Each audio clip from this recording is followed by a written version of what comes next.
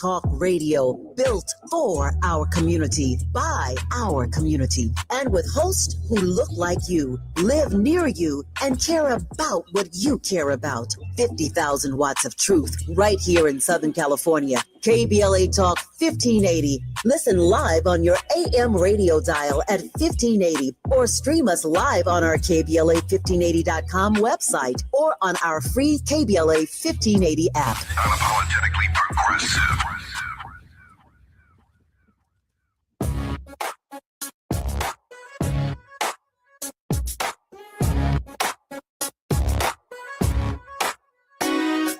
Jesse Jackson Jr. Show. The Jesse Jackson Jr. Show. The Jesse Jackson Jr. Show. The Jesse Jackson Jr. Show. Come on and talk with me. Come on and listen to me. Come on and talk with me. Come on and listen to me. KBLA Talk 1580. Download the app.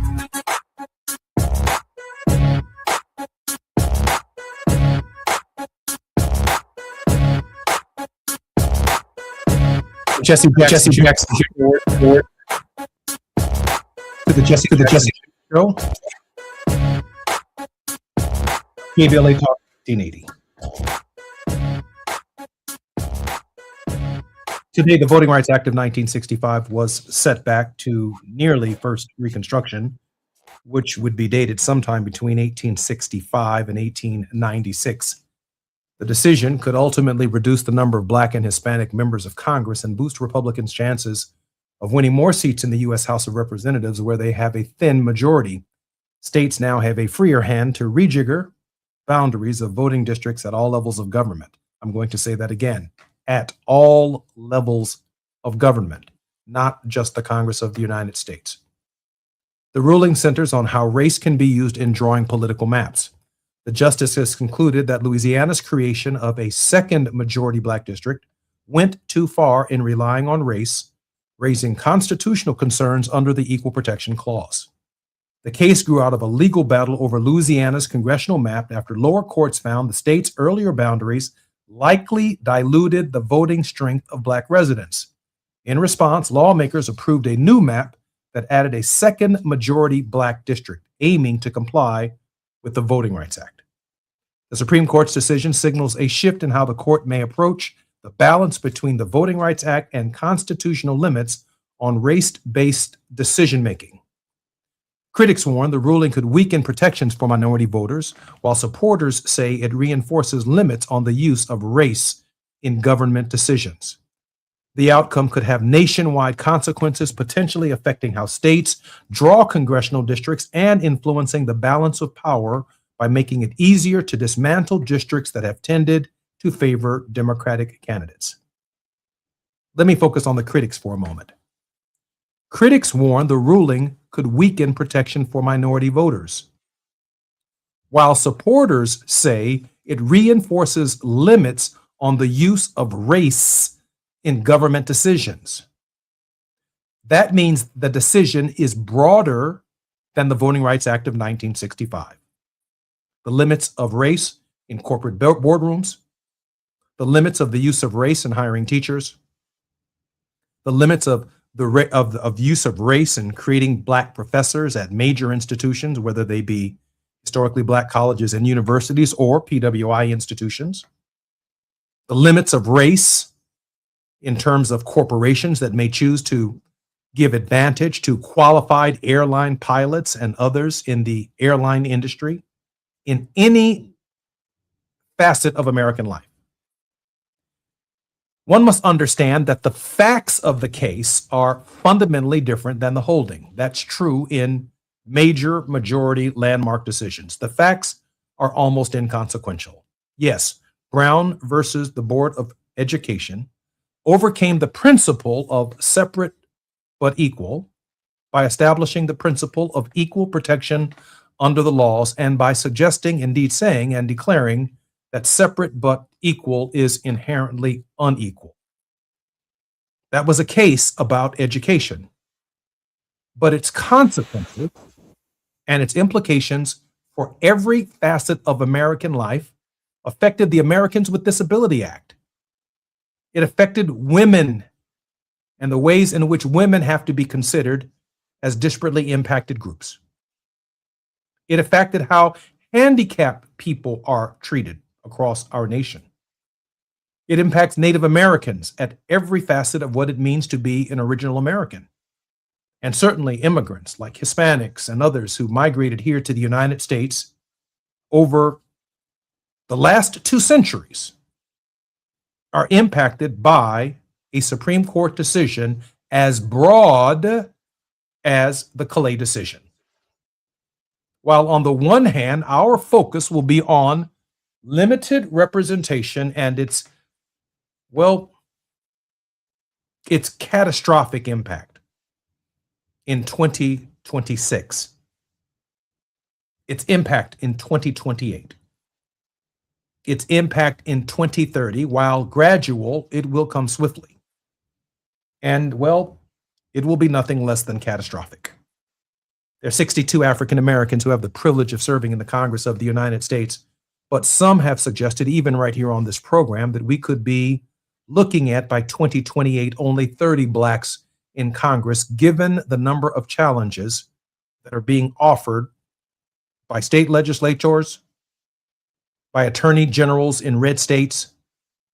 And of particular concern are those states between Virginia and Texas, the former Confederate states, where the Voting Rights Act, particularly Section 5, which was struck down a number of years ago, forced those states to seek pre-clearance from the Justice Department before they could implement their plans. The implementation of their plans, at the end of every 10-year census period, there is a reapportionment plan that assigns lines across a state to determine how many Democrats, how many Republicans, and because of the Voting Rights Act of 1965 and the history of Democratic and Republican behavior in state legislatures, which always cut up districts and cut up states just for themselves, they managed to always overlook the fact that African Americans, Hispanics, and others, by law, were racially segregated and sent into certain communities for certain housing and other public accommodations. We could not drink at a white water fountain. We had to drink in our own water fountain. We couldn't stay in white hotels. We had to enter through the back of theaters. Because The communities themselves were segregated. The lines were drawn by the history of race in housing and in communities. The Voting Rights Act overcame this problem by allowing the state legislature to get a pre-clearance from the federal government to approve the Voting Rights Act districts in those states by drawing them in a way that gives us an opportunity to serve in the Congress and legislatures around the country. I close on this. Black Voters Matter wrote a piece that says 191 Black and Hispanic state representatives will lose their seats as well.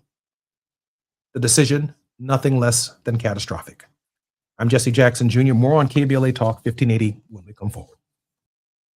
It's afternoon drive time with Jesse Jackson Jr. Only on KBLA Talk 1580. Hi, I'm Zoe Williams, host of The Voice of Reason, weeknights at 7 p.m. here on KBLA Talk 1580, with a personal invitation for you to join me and Insight.me as we present The Healing Box, live at Inglewood's world-famous Miracle Theater, Saturday evening, May 23rd at 7 p.m. Look, I understand your attachment style has been running your life like a rogue algorithm, and nobody has had the courage to press pause.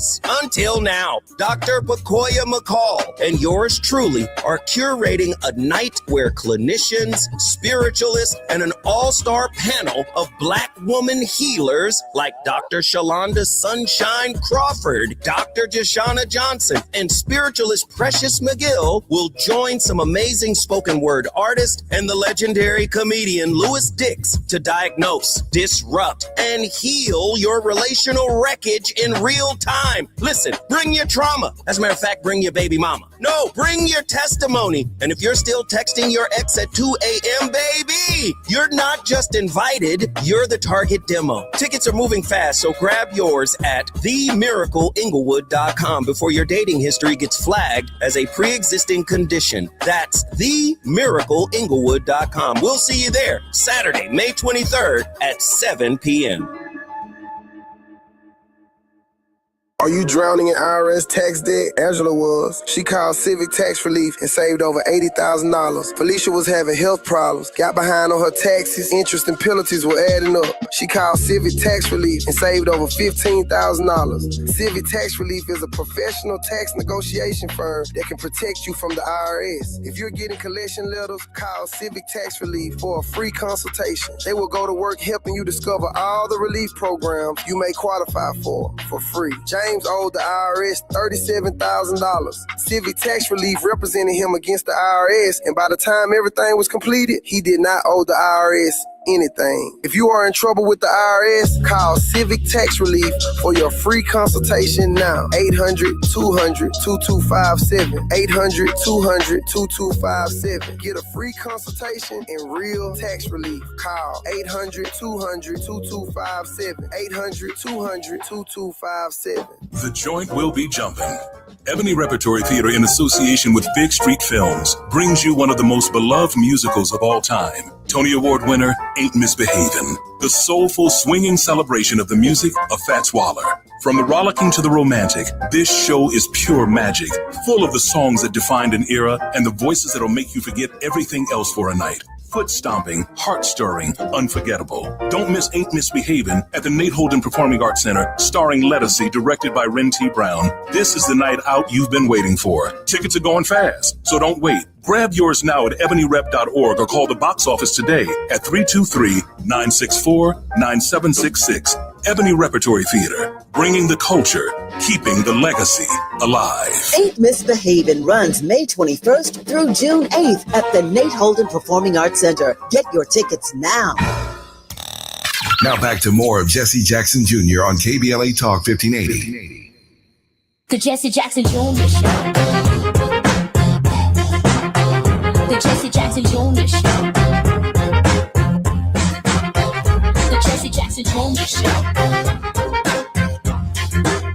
The Jesse Jackson Jr. Show. King Volley drops the beat. Come on and talk with me.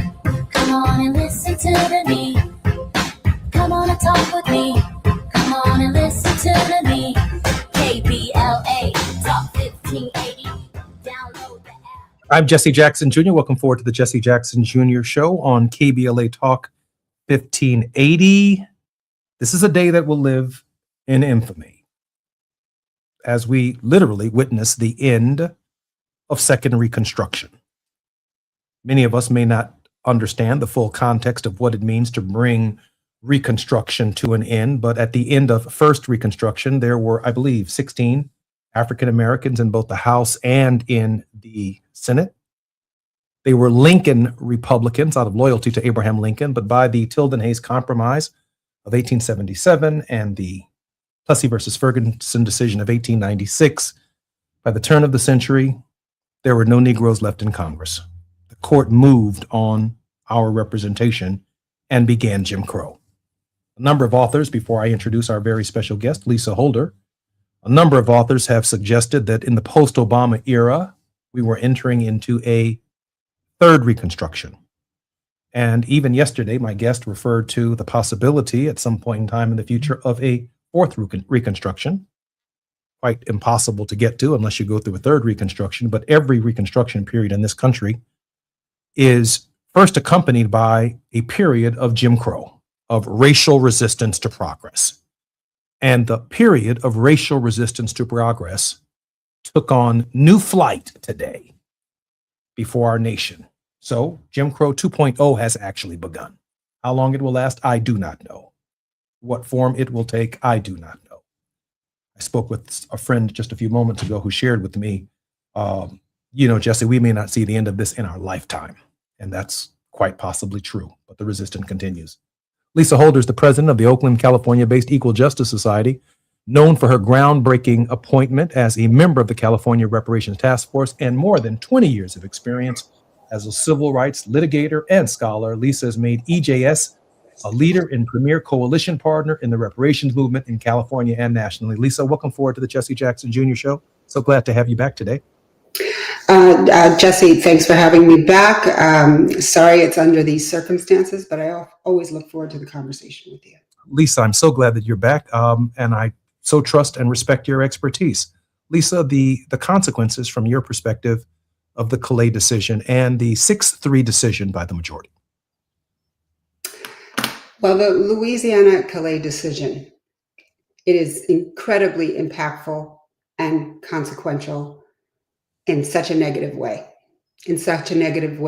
for our democracy, for a multiracial, inclusive democracy, and a culture that embraces all.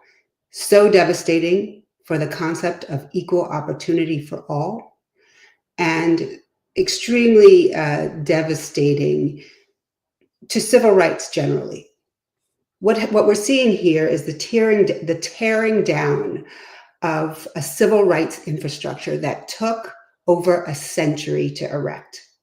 A civil rights infrastructure that ensures that all people have equal opportunity and that we embrace a multiracial democracy instead of a white supremacist, segregationist society that is fundamentally authoritarian because it replicates and relies on a caste system. So, what we have seen in Trump 1.0 and 2.0, right, over the 6-year period is a systematic dismantling of the Voting Rights Act and the leveraging of a partisan, frankly, segregationist court as a partner in that experiment to dismantle equality and equal opportunity. And I really do want to hone in on the court, right, on this highly ideological, partisan, and I think we can safely now say it's a segregationist court. But we need to compare that to the courts, majorities that we've had since the Voting Rights Act, right? Especially in the 70s through the aughts, right? Led by people like Harry Blackmun, who really understood Reconstruction 1.0, the 13th, 14th, and 15th Amendment, right? 15th Amendment is what allowed Black people to vote. 13th Amendment said that Black people were human and could not be enslaved. And the 14th Amendment said that all people are entitled to equal protection. And all of those amendments came online shortly after the Civil War ended. And the court has been interpreting those amendments for generations. And for, post Brown, 60s, 70s, 80s, 90s, and even into the aughts, we had a court that interpreted the 13th, 14th, and 15th Amendment the way that it was intended. They put it within a historical context. Harry Blackmun famously said, he was a court justice from the 70s through the 90s, in order to treat people equally, you must treat them differently. And in order to eliminate racism, you must first take race into account. Basically, what he was saying is that because we live in an America, in a society that was founded on profound forms of racism that affected every wake of life, every walk of life in America, you have got to have a period where you are leveling the field, where you are now trying to eliminate the outsized burdens that Black people and people of color had to bear in order for white people to have extreme privilege, right? And so this was a court that had a balanced understanding of what those Reconstruction amendments intended to do. And all of the statutes that came out of the 13th, 14th, and 15th Amendment, including the Civil Rights Act, they had an understanding that those statutes were a way to correct for centuries of discrimination, right? So we have a case here where folks are coming and saying that, oh, redistricting or taking race into account is racist against white people, right?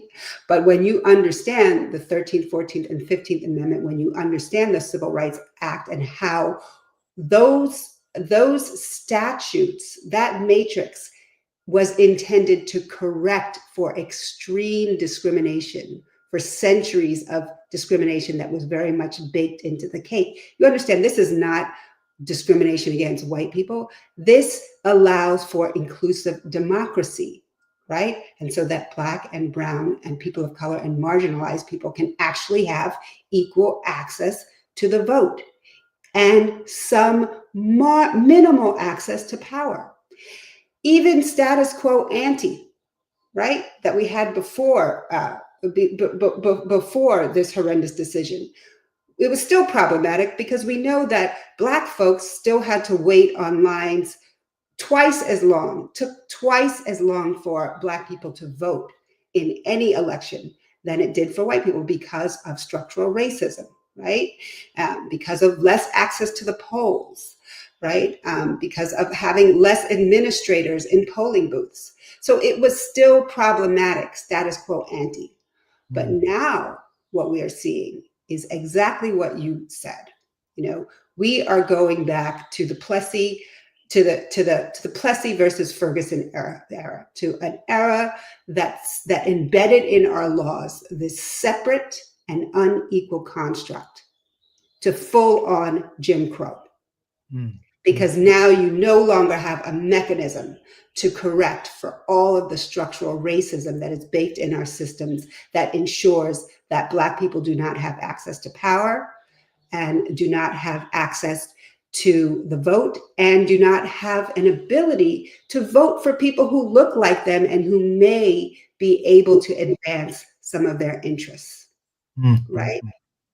Absolutely, Lisa. I'm struck by your analysis, and I know that for the next several weeks leading up to the 250th anniversary of the Declaration of Independence, this is going to be a dominant conversation on whether or not we are celebrating 250th anniversary with 250 4th of Julys behind us, each one of them representing a different iteration of America, and or whether or not we are going back to some previous July 4ths where we did not have rights, where women did not have rights, where Donald Trump gets to exclude people with disabilities from serving their country in the military because they're not, some ideal standard of health based upon however the military has chosen to define it, or more specifically, Trump has decided to define it, or his administration.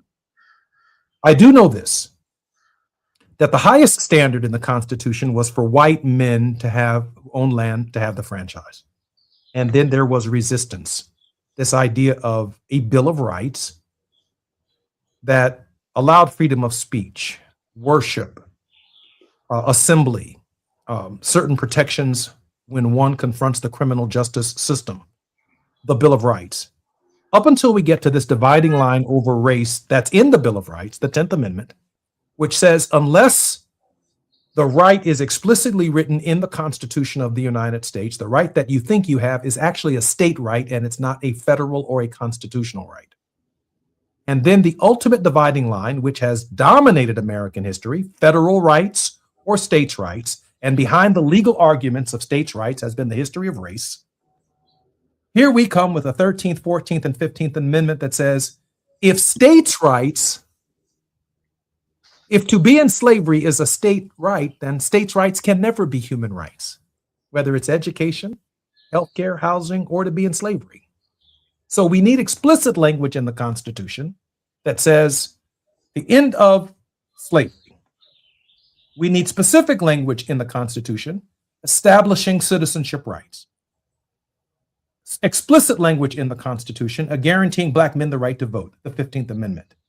And we begin this path, this new turning point in the Constitution, where human rights are larger and greater than federal rights and state rights. And so much of that, with the 19th Amendment guaranteeing women the right to vote and the 26th Amendment guaranteeing 18-year-olds the right to vote, is a new standard where the franchise itself has been elevated to a human right in our democracy. And I am struck today by the refusal of the court to acknowledge that the disparate impact and the history of race can no longer be considered a factor when so much of what is represented by the standard of human rights for every single immigrant who enters this country is largely established by the history of African Americans and the role and work that we put in, Lisa, to make this union more perfect. Lisa, we have 2 minutes before we come forward. You know, you're hitting the nail right on the head. What are we dealing with right now? We are dealing culturally with a moment of complete Black erasure, right? That is the mandate of the apex predators on top. We need to erase this group of people because this group of people is emblematic of inclusive democracy. They are the engine of democracy in this country because they opened up the door to civil rights for everyone else to walk through, right? And so first order of business is to essentially completely annihilate power within that group because they are too much of a threat and they have established themselves as the engine of democracy in this country, and we have to tear that engine down, right? The other thing to take into consideration, the timing of this. There's no coincidence that we're seeing the attack on birthright citizenship, you know, the elimination of the Voting Rights Act right before the midterm elections, right? The timing of it could not be better for the segregationists.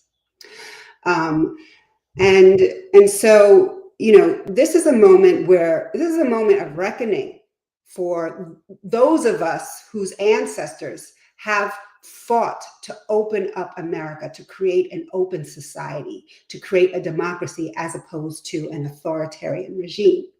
It's a moment of reckoning. What are we prepared to do?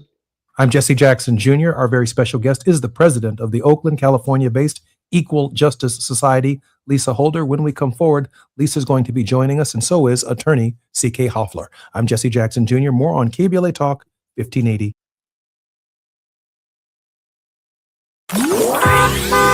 It's afternoon drive time with Jesse Jackson Jr. Only on KBLA Talk 1580.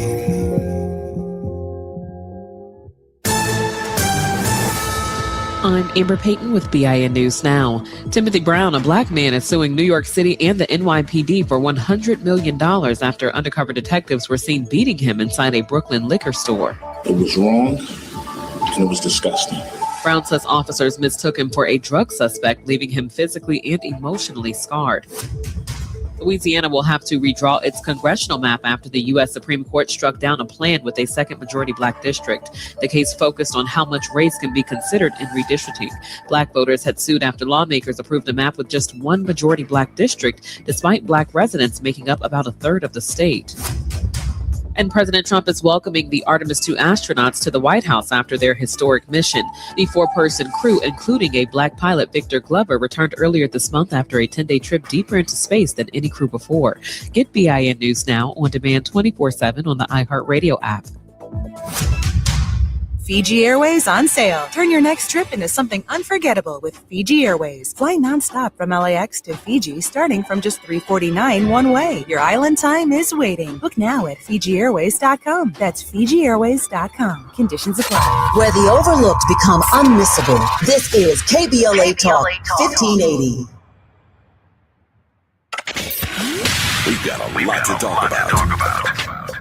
Hi, I'm Zoe Williams, aka the Voice of Reason, encouraging you to join me weekdays from 7 to 9 p.m. for the world's most intriguing relationship radio roundtable. Every night, I facilitate and encourage our loyal listeners to participate in the most engaging relationship discussions you'll hear anywhere. So make it a point to rendezvous with me, Zoe Williams, the Voice of Reason, Monday through Friday, 7 to 9 p.m. Pacific Standard Time. Trust me, your relationships will never be the same. The VOR is on fire tonight. Unapologetically progressive. KBLA Talk 1580.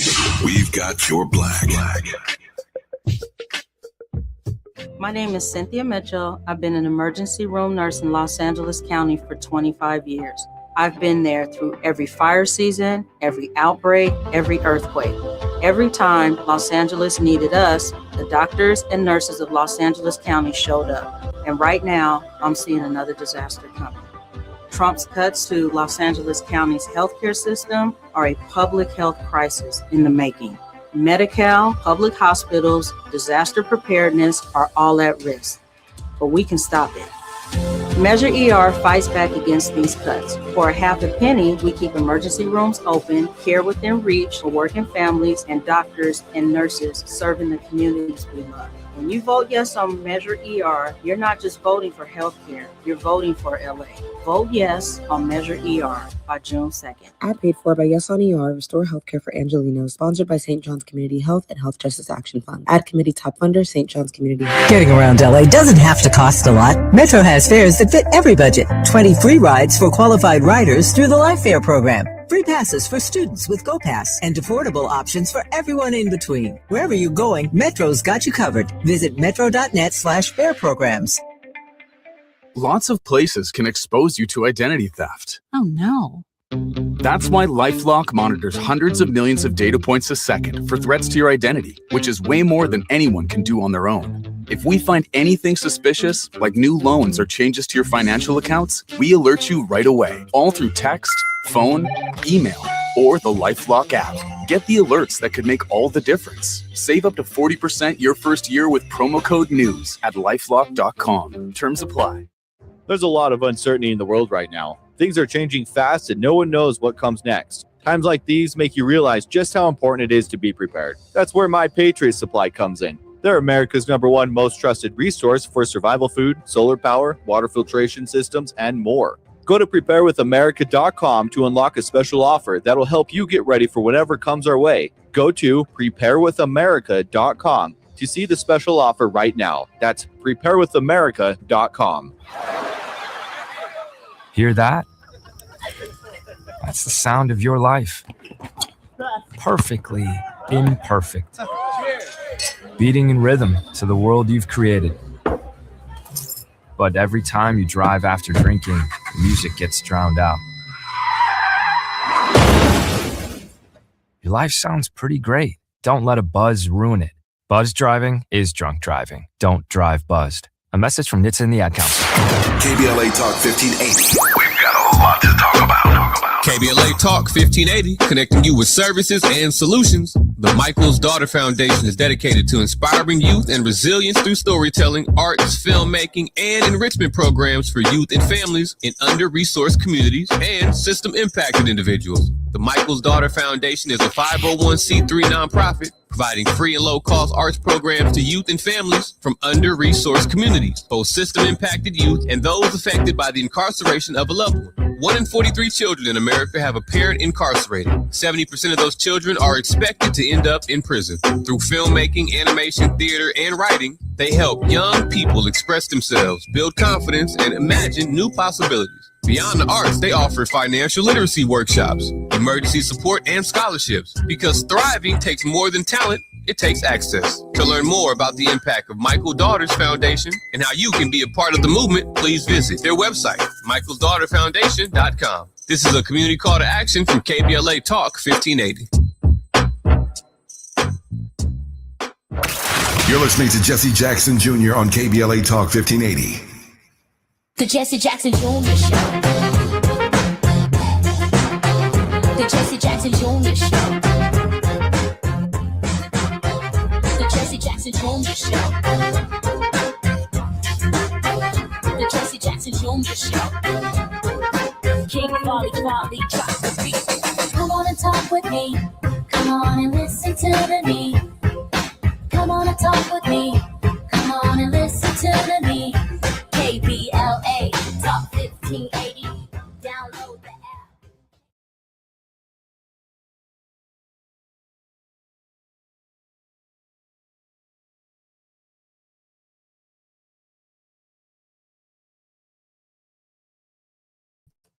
I'm Jesse Jackson Jr. Welcome forward to the Jesse Jackson Jr. Show. The Supreme Court's right-wing majority just eviscerated one of the last protections of the Voting Rights Act. The 6-3 Calais decision will allow Republicans to redraw election maps across the South and secure as many as 19 new GOP House seats, shutting Black and Latino voters out of meaningful representation. Trump could rig every state map through political pressure, so his hand-picked Supreme Court just stepped in to do it for him. I'm Jesse Jackson Jr., listening to the Jesse Jackson Jr. Show. Our very special guest in this hour is attorney Lisa Holder, president of the Oakland, California-based Equal Justice Society, known for her groundbreaking appointment as a member of the California Reparations Task Force and more than 20 years' experience as a civil rights litigator and scholar. Lisa has made EJS, the Equal Justice Society, a leader and premier coalition partner in the reparations movement in California and nationally. I was listening to the Black Information Network, or the Black News Network news program that is during our commercial breaks. And again, Lisa, the decision seems initially to be focused on Black representation, and it focuses on whether or not we will be able to vote for Black members of Congress in California if those districts indeed are drawn pursuant to the Voting Rights Act of 1965. But I shared in my opening opine that there's no such thing as a narrow Supreme Court decision. It's broad-based consequences and ramifications. Well, they're extraordinary, and in this case, catastrophic. This case is going to be cited when qualified Black students are trying to get into medical school. This case is going to be cited when qualified candidates are trying to become astronauts at NASA who happen to be women or people of color. This decision is going to impact every corporate America, including the hiring of airline pilots, and it's going to be cited in cases when African Americans, Hispanics, and others argue that they have been victims of racial discrimination. And even though we may be using or consuming a product to the tune of 30 or 40% of a major corporation's consumer base, maybe us, of course, we turn around and we want to know, well, do you have 30% of your lawyers and 30% of your accountants and 30% of your banking business? Are they in minority-owned banks? We can't even ask the question about our participation, even though we may be consumers at a at a major corporation to the tune that we witnessed in the Target or the Walmart boycotts and challenges recently in reaction to Doge and the election of the 47th president of the United States. Can you share with our listeners for a minute, from your perspective and your historical scholarship and experience, just how broad and what the implications of this decision could ultimately mean? Well, you know, what we litigators do, skilled litigators, when we're trying to salvage, you know, democratic principles, democratic values, and equal opportunity, we try to parse the language and limit the import of the holding of a case, right? That's what we do. Well, good luck with that. And I'm just being candid, right? It's going to be very tricky with this one. It's going to be very tricky because it is extremely broad. It is an extremely comprehensive attack on race-conscious programming, or any type of programming that allows you to take race into account to correct for structural inequality and structural discrimination. It is basically the court now throwing down the gauntlet and saying, no, we don't care what the framers of the 13th, 14th, and 15th Amendment said.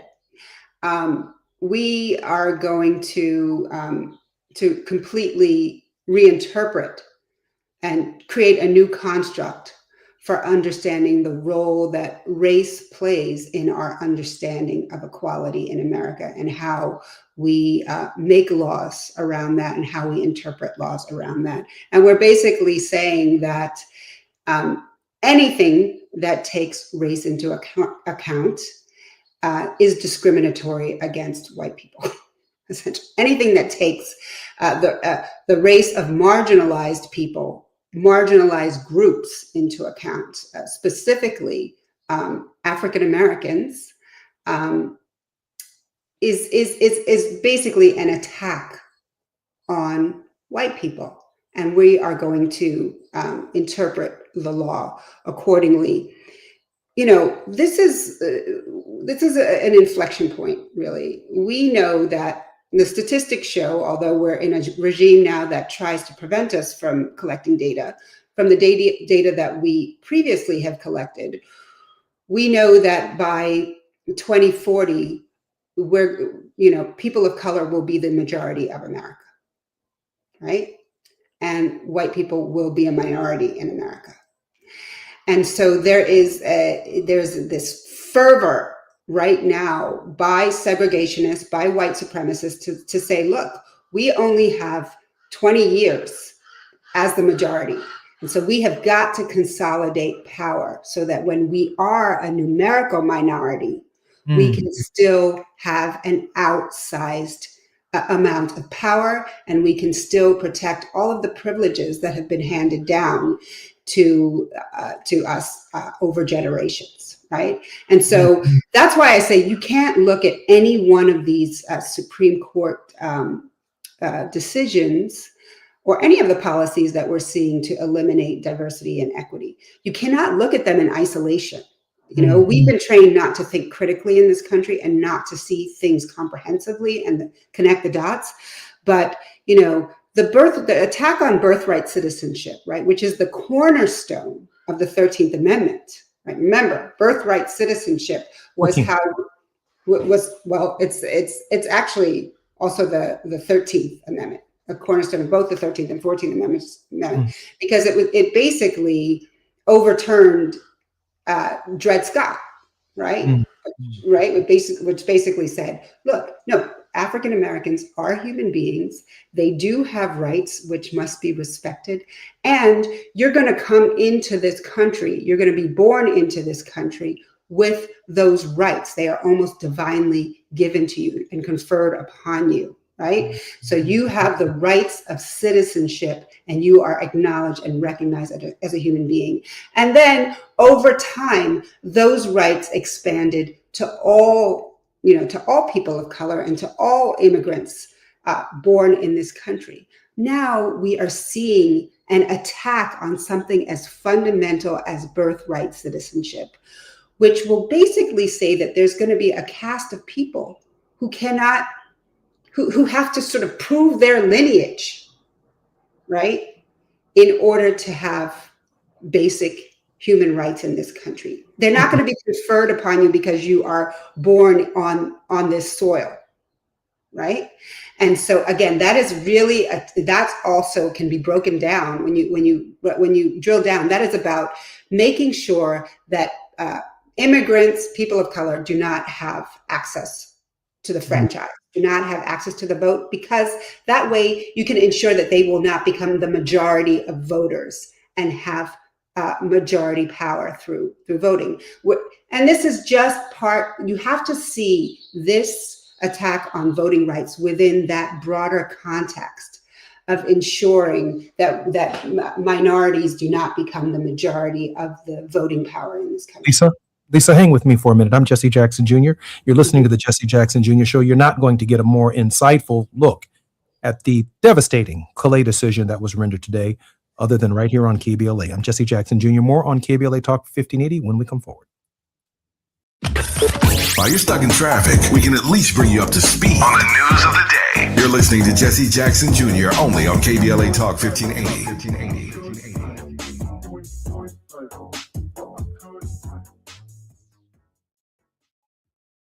Hi, I'm Fred Martin, founder of Compton Kids Club. I just want to talk about the authenticity and tell y'all about my homeboy, Tom Steyer. Tom is a rock star. When I met him, Tom gave a grant to schools in San Francisco. All the kids were on probation. We were flying instructors for 2 years to come and help those kids doing performing arts and turning their life around. Some of the kids that he supported, they've graduated from UCLA. Let's fast forward. Tom is in schools in Compton, hanging out with the kids in the piano classes. Brother Tom Steyer hangs out in the studio with us. These are the seeds that he's planted. This has nothing to do with elections. What's coming out of his mouth is not a campaign speech. It's authentic. And when he say he walks away from a business because he want to do his values, he ain't making that up because he's running for governor. This man is real. Ad paid for by Steyer for Governor 2026. On breakfast and collard greens, I got what you need if you want it. Los Angeles, the wait is over. For 1 year, Lonell Soul Food Cuisine has been feeding this community with love, and now it's time to celebrate. You're invited to the 1 year anniversary and official grand opening of Lonell Soul Food Cuisine, where every plate tells a story and every bite feels like home. We're talking golden fried chicken, slow cooked collard greens, cornbread straight from the oven, and desserts that'll have you calling your mama. Come through, bring the family, bring the neighbors, bring everybody. Lonell Soul Food Cuisine, 8501 Vermont Avenue in Los Angeles. This is more than a restaurant. It's a celebration of culture, community, and the kind of cooking that warms you from the inside out. 1 year strong, and he's just getting started. Lonell Soul Food Cuisine, 8501 Vermont Avenue, Los Angeles. Come hungry, leave happy, always.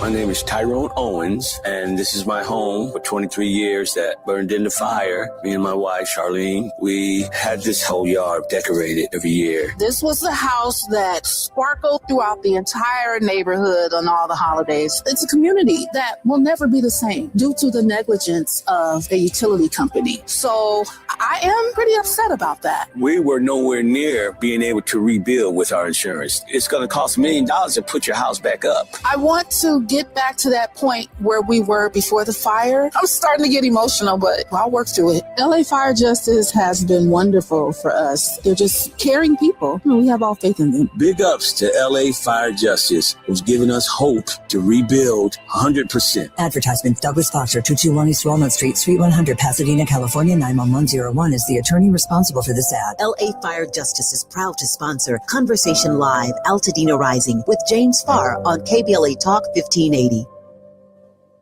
You better work. She's rooted in culture and rising in power. Los Angeles City Council member Karen D. Price Jr. invites you to the District 9 Women's Leadership Summit, a powerful gathering celebrating the women who shape our communities. Join us Sunday, May 3rd from 1 to 6 p.m. Registration is open now, but space is limited. District 9 residents receive special priority. This event is free. Call 323-846-2651 to reserve your spot. That's 323-846-2651. Be rooted, be powerful, be there. Hey there, Los Angeles. This is James Lucky Jr., publisher and editor of Los Angeles News Observer. Are you hungry for news that matters to you in the African-American communities of Los Angeles? Well, buckle up, because we got the scoop you've been craving. Stay in the know and never miss a beat with our free weekly publications conveniently available near you. Or hop on the digital wave and become an exclusive subscriber at OGNSC.com. Don't forget to join the party on Instagram and Twitter at OGNSCINC for behind-the-scenes access and sizzling updates. No more FOMO. Let's stay informed, connected, and empowered together. KBLA Talk 1580. We've got a lot to talk about. KBLA Talk 1580, connecting you with services and solutions. The midterm elections are upon us. It is voting season once again. Common Cause's motto is fighting for the democracy we deserve. In service of that goal, Common Cause puts its state and national policy expertise, massive network of grassroots supporters, and nonpartisan approach into action to strengthen our democracy against the challenges we face today. They work at every level of government on priorities that impact each of our lives, like defending the right to vote, limiting big money's influence on our elections, holding public officials accountable, and more. Common Cause is a nonpartisan grassroots organization dedicated to upholding the core values of American democracy. They seek to empower all people to make their voices heard in the political process. This election may be the most important one ever. If you'd like to make a donation or volunteer in service to the Constitution, please visit commoncause.org. That's commoncause.org. This is a community call to action from KBLA Talk 1580.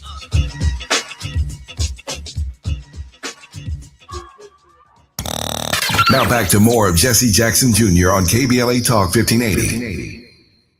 The Jesse Jackson Jr. Show. The Jesse Jackson Jr. Show. The Jesse Jackson Jr. Show. The Jesse Jackson Jr. Show. King Volley, drop the beat. Come on and talk with me. Come on and listen to the need. Come on and talk with me. Come on and listen to the need. KBLA Talk 1580. Download. I'm Jesse Jackson Jr. Welcome forward to the Jesse Jackson Jr. Show on KBLA Talk 1580. Lisa Holder, president of the Oakland, California-based Equal Justice Society. Time Magazine selected her for its 2025 The Closers list of 25 Black leaders working to end inequality.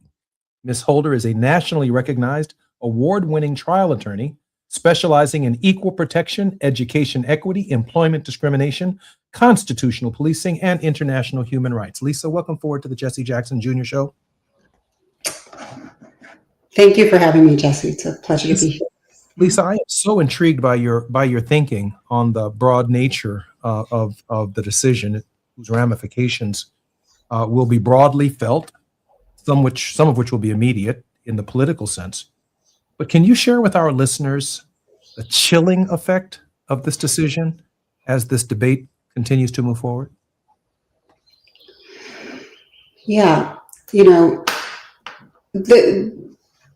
I was trying to remember the name of the scholar who sort of framed these issues around structural racism and the history of racism in this country with the understanding that whiteness in this country is normative.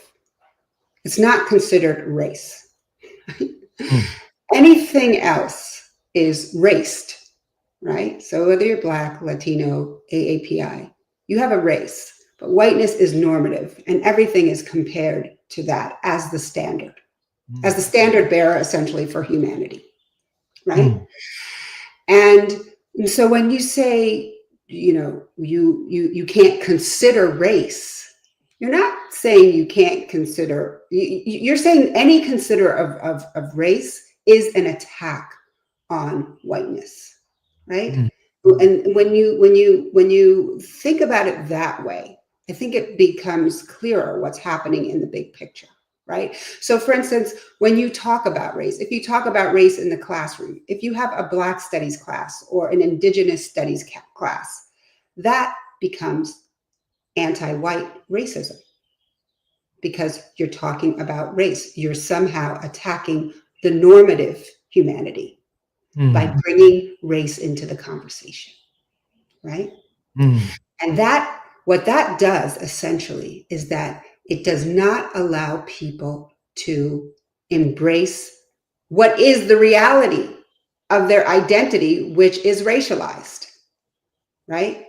Because you cannot talk about your race anymore. You can't educate students about the history of identity and racism in this country and why you are experiencing the world the way you are every single day. And what that does, I want to talk about the psychological effects of this, right? Because what we're talking about, the bigger picture, is the story of power and belonging, right? And the cultural attacks that we're seeing on Blackness, on people of color, on any multicultural understanding of America has a profound impact on people's sense of belonging, right? And it is extremely destabilizing, especially for young people, especially for children, right? When they can't see people who look like them in the schools, when they can't talk about their experience, their identity in schools. When you have a case like this, it really flips the construct now and says, no, race will not be considered. That does not mean whiteness will not be considered, because whiteness is not race, right? But everybody else is raced, and you will not be considered. You do not belong.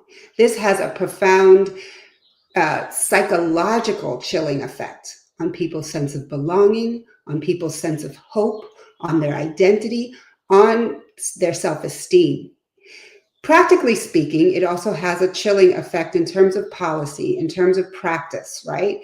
In terms of, institutions that do want to embrace multiculturalism, that do want to embrace true democracy and inclusivity. They're afraid to. Because they're going to get sued, and the person who sues them is going to win because they said, well, the fact that you had a group that talked about race in this institution is anti-white. It's racist. That's an attack on whiteness because you talked about another race, right? You talked about race, period, right? Once you talk about that, that is an attack on the norm of humanity. Let me just again, we are being completely dehumanized in the way that our ancestors were. I'm hoping that you're going to be with me for part of the next hour. Even if you want to hang around for the entire hour, I'd love it, Lisa, because I think the conversation deserves some consideration. I just want to remind everyone that in 1954, when the Brown versus the Board of Education decision was decided, that laid the foundation for modern America, it was an all-white male court. Today, we have a Supreme Court that is the most diverse court in the history of the United States. Black woman, Ketanji Brown Jackson, voting with the dissent. Clarence Thomas, a black man, voting with the majority. We have Kagan and Sotomayor also voting with the dissent. On the, if you will, the liberal or progressive side of the court, we have a white woman on the conservative side of the court and some extreme right-wingers on the conservative side of the court. And yet it was the all-white male court that laid the foundation for modern America and Second Reconstruction. The most diverse court, given the diversity of opinions on the court, laid the foundation for a return to Jim Crow. I find that shocking. Which means it requires, as Lisa has demonstrated today, a higher level of understanding of what we are looking at, not solely on the basis of the color line, but also the ideological line, the thinking line, the direction line that matters in this discourse. I'm Jesse Jackson Jr. You're listening to the Jesse Jackson Jr. Show. When we come forward, Lisa Holder is going to still be with us, and I'm looking forward to our continued conversation on a devastating day that will live in infamy in the history of our people in the United States. I'm Jesse Jackson Jr. More on KBLA Talk 1580 when we come forward. KBLA 1580 Santa Monica. I'm Amber Payton with BIN News Now. Timothy Brown, a black man, is suing New York City and the NYPD for $100 million after undercover detectives were seen beating him inside a Brooklyn liquor store. It was wrong, and it was disgusting. Brown says officers mistook him for a drug suspect, leaving him physically and emotionally scarred. Louisiana will have to redraw its congressional map after the U.S. Supreme Court struck down a plan with a second majority black district. The case focused on how much race can be considered in redistricting. Black voters had sued after lawmakers approved a map with just one majority black district, despite black residents making up about a third of the state. And President Trump is welcoming the Artemis II astronauts to the White House after their historic mission. The four-person crew, including a black pilot, Victor Glover, returned earlier this month after a 10-day trip deeper into space than any crew before. Get BIN News Now on demand 24/7 on the iHeartRadio app.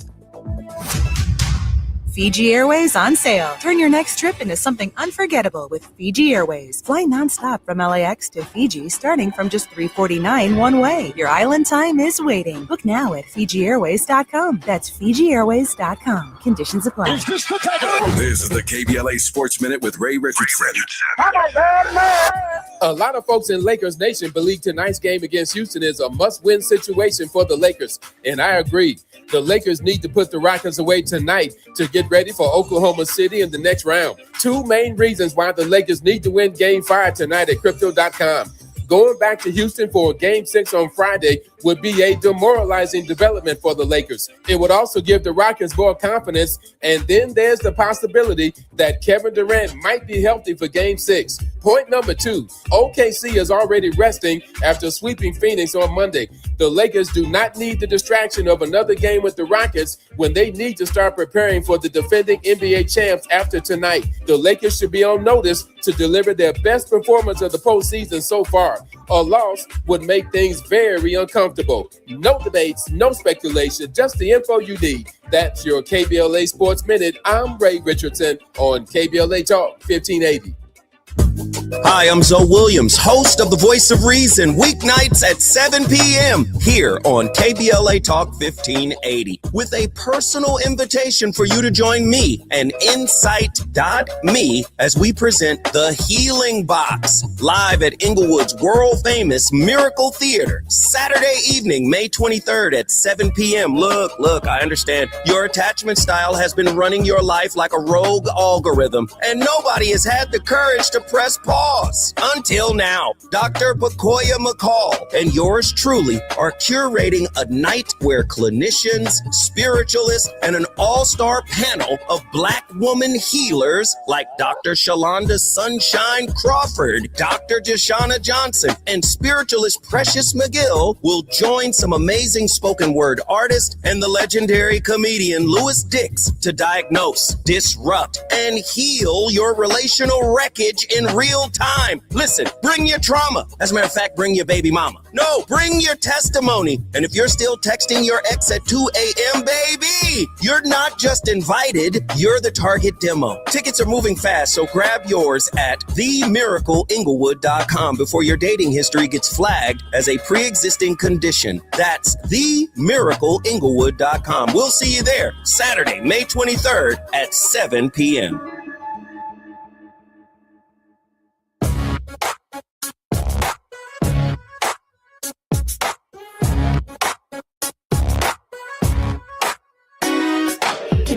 Jackson Jr. Show.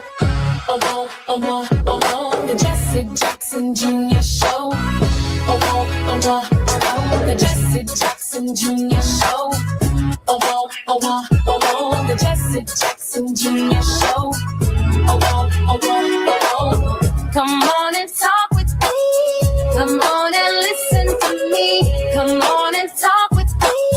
Come on and listen to me. KBLA Talk 1580. Download the app.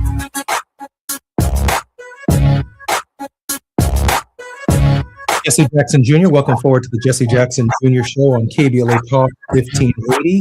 We're now in our second hour with Reverend Dr. Cartier, who will be joining us in just a moment. But in this hour, I'm particularly grateful that Lisa Holder, president of the Oakland, California-based Equal Justice Society, is with us. Ms. Holder is a nationally recognized award-winning trial attorney specializing in equal protection, education, equity, employment discrimination, and constitutional policing and international human rights law. Lisa, welcome forward to the Jesse Jackson Jr. Show. Thank you for having me, Jesse. It's great to be here. Lisa, we've been talking about this on this show for several months now because of the impending nature of things that have been said in the past by Justice Thomas. The fact that Justice Roberts worked, I believe, for Chief Justice Rehnquist, a number of members of the conservative coalition on the Supreme Court have had internships with various federal jurists whose positions have been to the right of Attila the Hun on questions of race. And so I was reflecting upon something, and this is going to take just a moment, reflecting upon something that Abraham Lincoln wrote and spoke about in his House Divided speech. And he talked specifically about 4 carpenters, each with different professions, each operating at different times within the government. And yet when all of their plans came together, the plans formed the perfect framing of a house. Here's the quote. We cannot absolutely know that all of these exact adaptations are the result of pre-concert. But when we see a lot of framed timbers, different portions of which we know have been gotten out of different times and different places by different workmen, in this case, Stephen, Franklin, Roger, and James, for instance, and we see these timbers joined together and see they exactly make the frame of a house or a mill, all the tenons and mortices exactly fitting, and all the lengths and proportions of the different pieces exactly adapted to their respective places, and not a piece too many or too few, not omitting any scaffolding, or if a single piece be lacking, we see the place in the frame exactly fitted and prepared to yet bring such a piece in such a case. We find it impossible not to believe that Stephen and Franklin and Roger and James all understood one another from the beginning and all worked upon a common plan or draft up from the first lick that was struck. In that moment, I think if Stephen Douglas, the incumbent Democratic senator from Illinois, the author of the Kansas-Nebraska Act, and Franklin, the Democratic president immediately preceding Buchanan, who signed the Kansas-Nebraska Act, and Roger Taney, the Chief Justice of the Supreme Court, who wrote the majority opinion in Dred Scott, and James Buchanan, the sitting Democratic president. Of course, the Democratic Party would be the party of the Confederacy, who succeeded Pierce and supported the Kansas-Nebraska Act and the Dred Scott decision. I see, Lisa, Mitch McConnell, Reagan, Roberts, Trump, the Heritage Foundation, and the Federalist Society all operating in different pieces over time. But when the decision ultimately comes down, striking down Section 2 of the Voting Rights Act, their pieces seem to fit together as in the perfect frame of a house, as if they were all worked upon a pre-concerted plan. Lisa, this has been a deep decision over a long period of time to get to where we are. Yeah, and it's interesting that you sort of use Lincoln's quote foundationally. I mean, you can say many things about Lincoln, but he was extremely logical. Right? He talked about the transitive property. If you have 2 things that are equal to each other, and then you have a third thing, the first and the third must necessarily be equal to one another, right? It's just logical, what you're saying. And the fact is that, I always say we're about to celebrate the 250th anniversary of America. If you're talking about America as being synonymous democracy, then this country is only 75 years old, right? Because this democratic, inclusive America was born after Brown, and after the Voting Rights Act, and after the Civil Rights Act. So we are celebrating 75 years of American democracy. There's no 250 years. You cannot have a democracy built upon a slave economy, right? And you cannot have a democracy when you have a caste system, right? And that's what we had for those first nearly 200 years since the independence. So what we are moving back to now, we're moving back toward that caste system. We're moving back toward that authoritarian system. And in the 50s and the 60s, after Brown, after the Civil Rights Act, you saw a coalition of forces, of segregationist, repressionist forces coming together, galvanizing to really destroy the inclusive democracy that Brown announced and that the Civil Rights Act consolidated and solidified. Right? Lisa? And so when you're talking about Reagan and this sequence, we're going all the way back to that point. Lisa? Right? Yeah. Lisa, give me one moment. I'm Jesse Jackson Jr., listening to the Jesse Jackson Jr. Show, The Politics of Our Faith. Reverend Dr. S. Todd Urey is with us. We'll be back in just a moment. We'll be coming forward to have a deep conversation on the Calais decision. Lisa will be with us for the next segment, and then she will obviously depart. I'm grateful for her time. More on KBLA Talk 1580 when we come forward. It's afternoon drive time with Jesse Jackson Jr. Only on KBLA Talk 1580.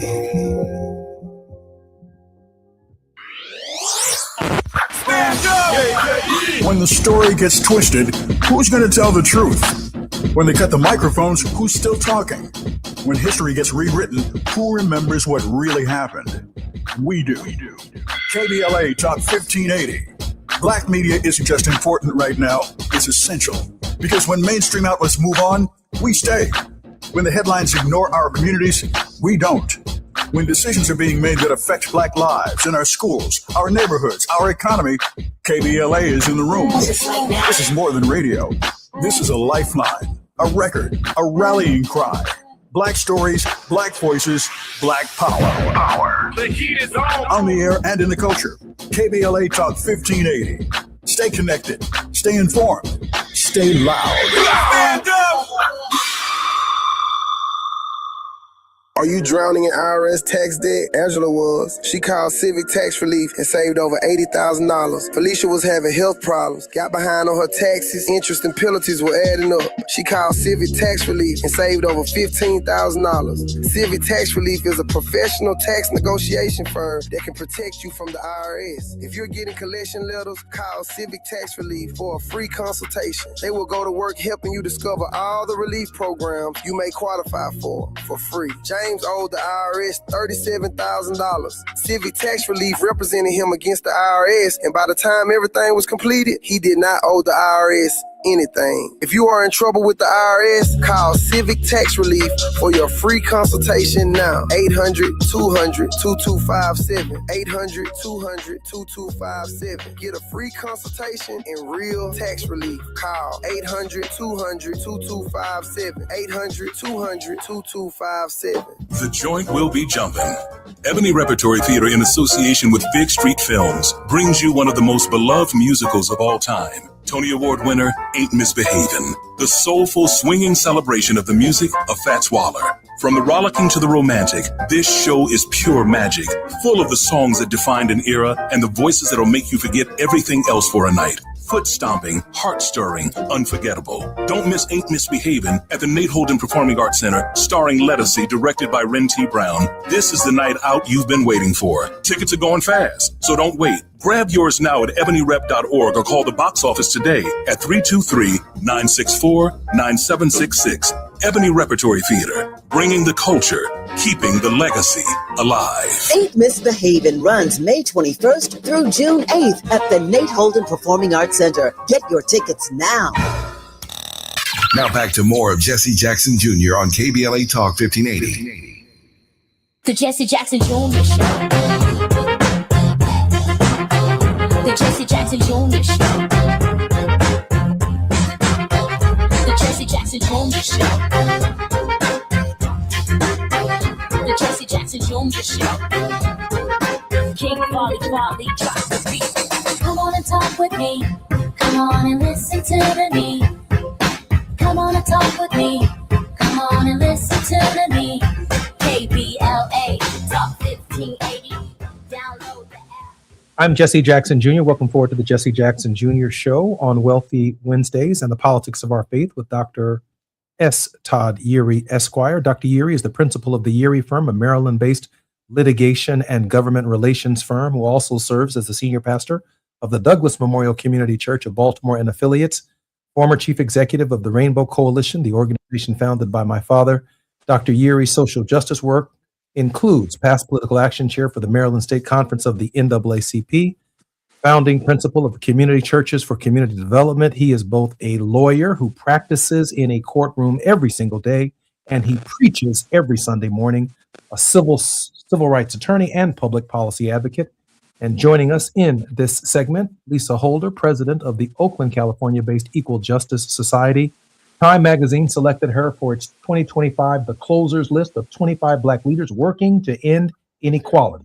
Ms. Holder is a nationally recognized award-winning trial attorney specializing in equal protection, education equity, employment discrimination, constitutional policing, and international human rights law. Dr. Yeary, please meet Attorney Holder, Reverend Dr. Todd Yeary. Great to meet you, Dr. Yeary. Good to meet you today as well. This is Congressman an interesting kind of inflection point where as I was listening to Dr. Holder kind of lay out the historical continuity, we have to walk away from this decision remembering that America was not just an experiment. America was an experiment and is an experiment with a particular and peculiar kind of design. And so the egalitarian notion that we bring to what it means to be an American and a citizen of the United States of America, America's bigger than the USA if we know anything from geography. That design has not been altered nor modified, and we see it in today's ruling. Still reading through the 90 or so pages of the decision, it gives a rationale. And that rationale points us to key assumptions about not only history, but in many ways, destiny tied to political engagement and opportunity. And so when gerrymandering now becomes basically a political whim, unless you can prove some sort of intent, I would caution us to think about not only what this means for voting rights protections when it comes to disparate impact, that's a legal framing, that it says to me the next warning sign is not only what happens with voting rights, but also what happens with Title VI. And Title VI actually allows for a disparate impact analysis of how the outcomes tied to the use of federal dollars affects different groups based on the outcomes, not the intent. And so this is not just a decision in isolation. I think it is a decision in sequence to kind of continue to check the marks, the boxes of what the erosion and the degradation of civil rights progress of the 50s and 60s will be, other than ultimately left in tatters on the cutting room floor, simply because the political outcomes that lead to a 6-3 decision are now in our rearview mirror, and we've got to figure out how we're going to fight it going forward. Todd, let me just let me throw this out to you, Dr. Yeary, and to Attorney Holder. This is based on my experience: 17 years in Congress, 61 years on this earth, in various organizations, most notably the organizations founded by my father, and the extraordinary work for 6 decades that he did around the Voting Rights Act, including, with I am convinced, being the one African American who traveled to hundreds of counties around this country registering people to vote. In this moment, we need a hero. And I'm not talking about a personality, because the personality itself may not be available, or a savior, if you will. And the savior may not be available. So our basic inclination is, In the midterms, we need to run to the Democratic Party, turn out as many votes as we can, regain control of Congress, which I absolutely agree with. But in a real sense, it's somewhat complicated in that the battle, attorney Holder, between Democrats and Republicans in state legislatures in light of the Calais decision will look less to the Voting Rights Act and the opinion of Black people in that process, and more to the numbers of what they think they can squeeze out of a state for their various majorities, which is a return to a kind of Jim Crow ethic politically, in that the Voting Rights Act forced Democratic and Republican state legislatures since the Voting Rights Act of 1965 to consider race as a factor in the drawing of districts. Without race being a factor, we just become good old Democrats. We just hope we get a liberal Democrat who will speak to the issues of poverty and healthcare and education in our district. We don't care what color they are, or we do care what color they are. We just don't have the option to vote for someone like ourselves. My producer is sharing with me right now that we have a clip. Let's run the clip. In light of today's Supreme Court ruling on the Voting Rights Act, do you want Republican states in the South to look at redrawing congressional districts before I the don't really have midterms? to tell me, when did the ruling come out? I've been with the astronauts. I've been with contractors because we're trying to get the ballroom built ahead of schedule. It's right on schedule. It's ahead of schedule now. I want to keep it that way. Came out today And I was also with commissioning. Tell me about the what happened. Well, some think that the ruling could create more Republican-held congressional seats in the South. That's good. Yeah, would you That's the want kind of them- ruling I like. Would you want them to When did pursue that happen? Well, the Supreme Court ruled on it this morning. Really? Is that right? No, it came out this morning, but basically very much narrows the Voting Rights Act. Was it considered a win for a win for Republicans? I love it. But my question. This is a very good. We can end this news conference right now. I want to read it. My question Wow. for you, Mr. President, is that some Republican governors have not responded in terms of what they're going to do. I guess early voting, for example, in Louisiana. Republican starts- governors, what? Republican governors. What about it? Early voting begins Saturday there, for instance. Should they redraw the map in the next couple of I would. I mean, it depends. I mean, some states don't need to redraw, and some do. I mean, I know what the concept of the ruling. I just haven't seen the result. Yeah, I would say generally, I would think that they would want to do it. Some are greatly helped, and some, it didn't make much difference. Yeah, I would say they would do that. 18 seats are at stake in this potential decision and the nonchalant way in which the president responded to the Voting Rights Act. Lisa, your thoughts? Yeah, I tend not to base my comments on reacting to the president's the way that he frames things or sees things, but it's just too reactive when the big picture is so much more important. So setting his reaction aside, we just have, I think this is a moment, as we said, it's an inflection point. This is a moment of thinking very broadly about coalition, about multiracial, multi-generational coalitions, about the kind of rainbow framing of collective action that your father championed so brilliantly. Because the ability for Black people to survive in this moment is definitely being attacked, has definitely been diluted, and it's going to be very important for us to be working in coalition with like-minded folks who believe in multiracial, inclusive democracy. The choice is clear, right? This is an existential moment. Do you believe that we should go forward as a country where we have a sense of shared values, where we have a sense of understanding that is multicultural, that is about including everyone, regardless of sexual orientation, regardless of ableism, regardless of race, a country that is inclusive, a country that is truly democratic? Or do we embrace white supremacy and white predominance? It's that simple. And if you believe in multiracial inclusive democracy, if you believe that that's what freedom looks like and that's what America should look like, then it's time for collective action. And that can include everyone, right, who embraces an ideology of fairness and of equal opportunity and of inclusivity. And it really is time to, do it the way that that the elders did, to do it the way that folks like Thurgood Marshall and Martin Luther King and your father did it, arm in arm, marching in the streets.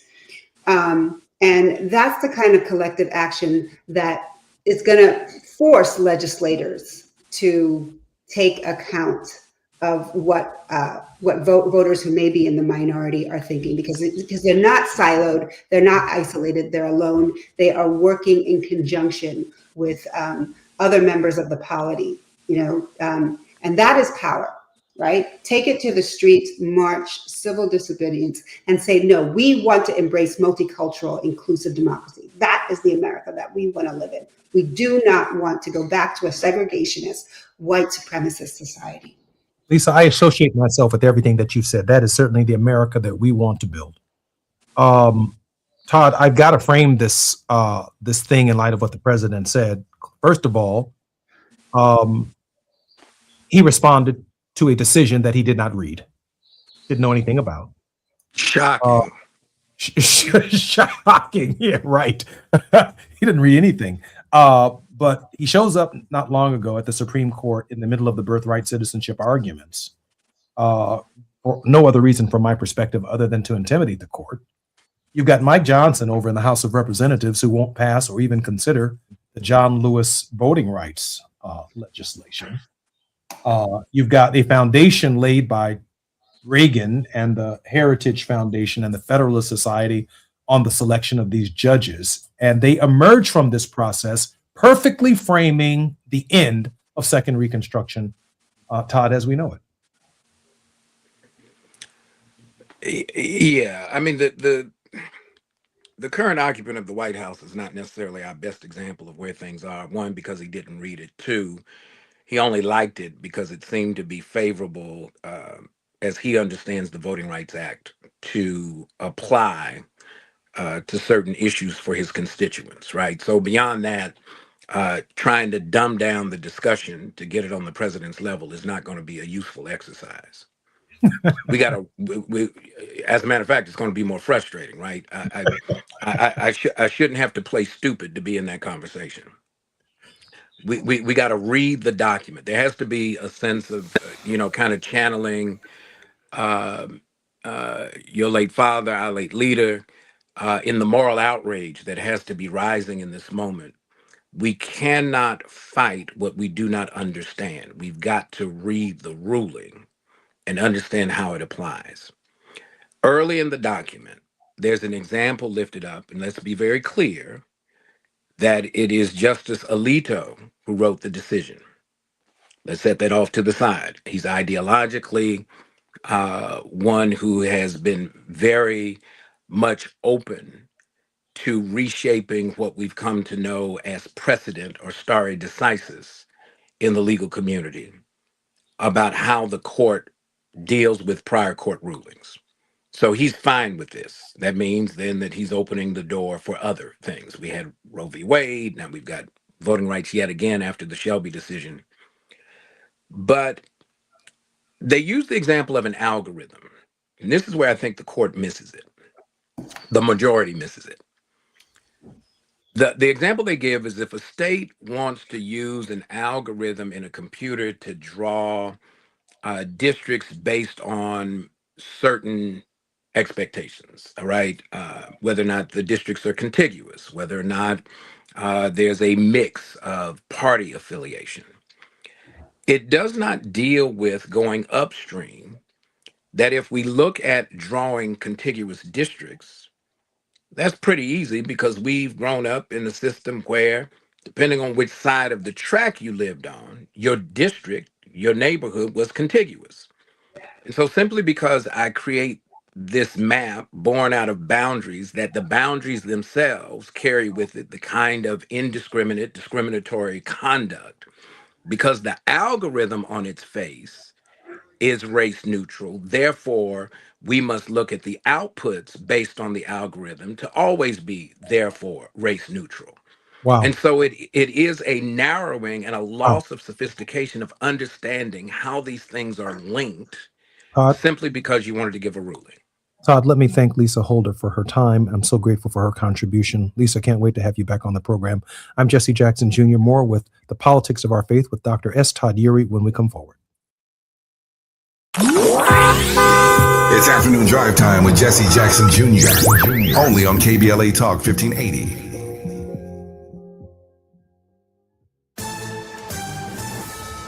Amber Payton with BIN News Now. President Trump says there is a chance astronauts could walk on the moon during his time in office. We don't like to say definitely because then you say, oh, we failed.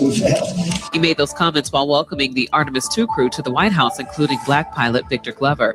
The 4 astronauts recently returned from a 10-day mission that took them deeper into space than any crew before. Black Los Angeles Mayor Karen Bass says Hollywood is, quote, turning a corner, end quote, as local production increases. Variety reports TV, film, and commercial production in LA is up 16% from the previous quarter, though still below historic levels. And South Carolina State University students are protesting this year's reported commencement speaker. Students at the HBCU in Orangeburg are speaking out against Lieutenant Governor Pamela Abbott, who is running for governor, speaking at the May 8th ceremony. Her office confirmed she accepted the invitation. Get BIN News Now on demand 24/7 on the iHeartRadio app. Fiji Airways on sale. Turn your next trip into something unforgettable with Fiji Airways. Fly nonstop from LAX to Fiji starting from just $349 one way. Your island time is waiting. Book now at FijiAirways.com. That's FijiAirways.com. Conditions apply. This is the KBLA Sports Minute with Ray Richardson. A lot of folks in Lakers Nation believe tonight's game against Houston is a must-win situation for the Lakers, and I agree. The Lakers need to put the Rockets away tonight to get ready for Oklahoma City in the next round. 2 main reasons why the Lakers need to win Game 5 tonight at Crypto.com. Going back to Houston for Game 6 on Friday would be a demoralizing development for the Lakers. It would also give the Rockets more confidence, and then there's the possibility that Kevin Durant might be healthy for Game 6. Point number 2, OKC is already resting after sweeping Phoenix on Monday. The Lakers do not need the distraction of another game with the Rockets when they need to start preparing for the defending NBA champs after tonight. The Lakers should be on notice to deliver their best performance of the postseason so far. A loss would make things very uncomfortable. No debates, no speculation, just the info you need. That's your KBLA Sports Minute. I'm Ray Richardson on KBLA Talk 1580. Our voices aren't the minority opinion. They're the American conscience. This is KBLA Talk 1580. This is America. We've got a lot to talk about. I'm Reverend Gerald, the life coach. Is someone you love struggling with addiction and mental illness? Is improving your family's health important? Want to leave a legacy that your family can grow? Are you ready to enhance your perception of life experiences? Then wake up weekends at 7 a.m. with Urban Family Focus and get the wisdom, opportunity, resources, and motivation to live your best life. Join the conversation on Urban Family Focus Saturday and Sunday at 7 a.m. Unapologetically progressive. KBLA Talk 1580. We've got your black. You better work. She's rooted in culture and rising in power. Los Angeles City Council member Karen D. Price Jr. invites you to the District 9 Women's Leadership Summit, a powerful gathering celebrating the women who shape our communities. Join us Sunday, May 3rd from 1 to 6 p.m. Registration is open now, but space is limited. District 9 residents receive special priority. This event is free. Call 323-846-2651 to reserve your spot. That's 323-846-2651. Be rooted, be powerful, be there.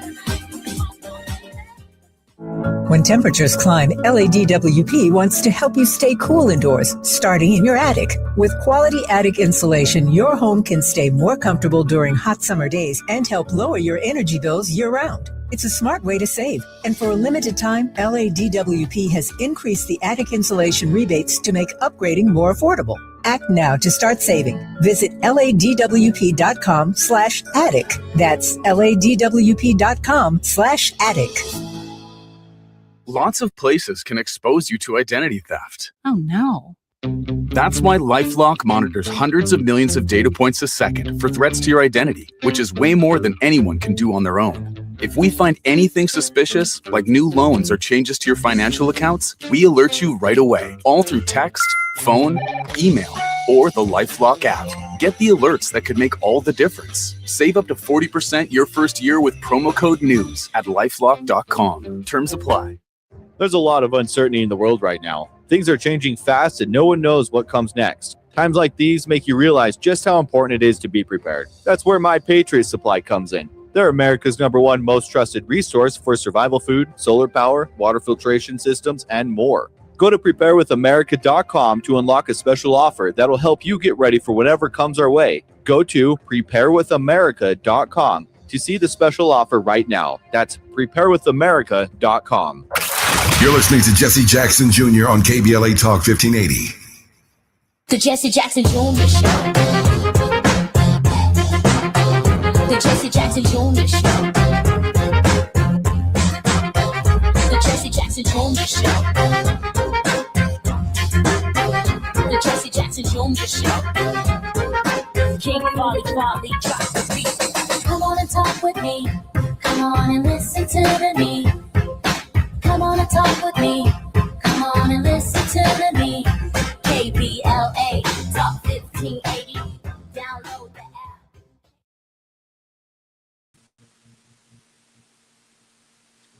I'm Jesse Jackson Jr. Welcome forward to the Jesse Jackson Jr. Show on KBLA Talk 1580. The National Republican Campaign Committee praises the Supreme Court Voting Rights Act ruling, quote, a victory for the Constitution. Dr. Yeary, just before we had to go to break, you were sharing with us at the beginning of the decision that the case is being made for an algorithm.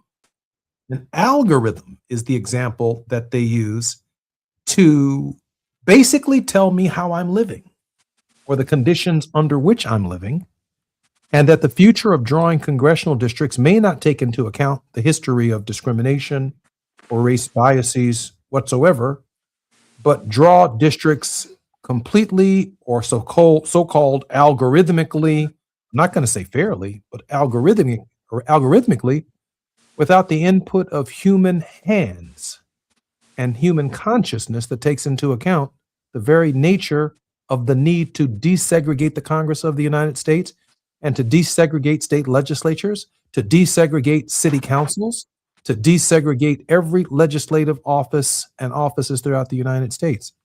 Am I right or wrong, Todd? What the court has done is basically given a blueprint for how to guarantee post-textual outcomes from pretextual intent. We know about pretext, right? Help us with that now.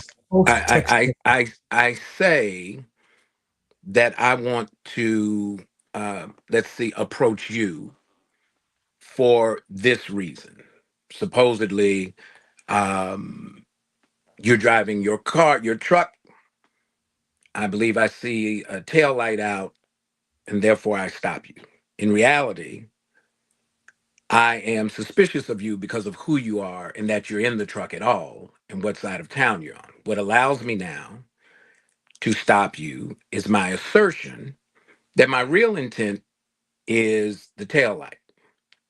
My true intent has nothing to do with the tail light, but because I put that forth first, it is then given sanction and credibility that then allows me to do anything else, nefarious intent, to be played out at your expense. And unless you can prove that in my head, it really had nothing to do with the taillight, it had to do with I didn't like you, your person, your race, your presence, the kind of car you were driving, then that motivation has no reference or validity, because pretextually, I want contiguous districts.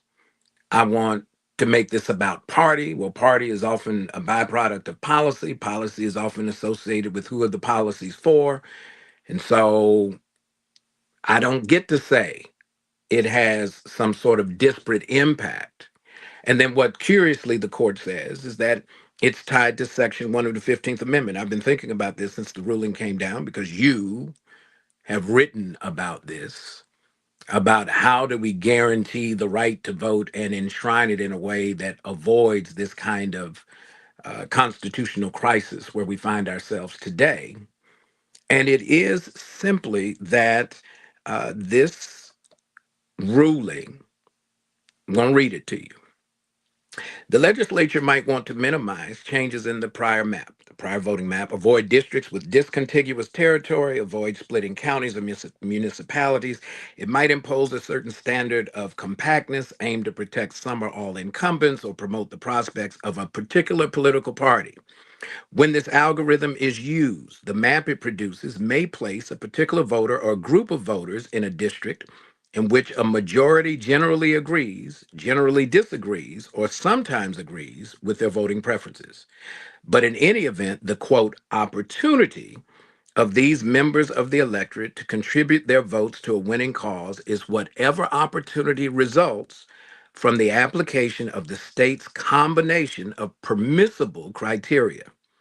That is what our randomly selected individual voter and group of voters can expect regarding their opportunity to elect a preferred candidate. And under Section 2, a minority voter is entitled to nothing less and nothing more. You know, let me tell you what I find horrific about that rationale. While it puts the onus on individual voters in a congressional district to participate in majorities or minorities or whatever the language was that they used in the context of voting for a member of Congress, whether you agree that you live, let's say, for example, in Cook County, but you also have a district that goes all the way down to Champaign-Urbana, which is something I have some recent experience with, where it's rural, but then it's farm. It means, at least for me, that as the farm, agricultural, rural-based part of the district begins to expand, and the demographics of the urban African-American district expand or decrease, you will see a rural, conservative, red MAGA candidate, well-financed with a lot of money, who doesn't have to speak to the urban interests at all in order to receive the Republican nomination of their candidacy, come up into the northern area, do a little campaigning here and there, but all of the black voters that come together in the general election will not be enough to overcome the racial polarization in that congressional district. And it misses, Todd, this key point. It's not about equality in voting just amongst the people in the district. It's about the desegregation of Congress itself. You see, under the court's rationalization, you could end up with an all-white male Congress, because it puts the onus on voters at the local level to be in a majority and then to stay in that majority, not only in the primary, but in the general election. But it fails to recognize that Congress is the institution that's practicing racial discrimination.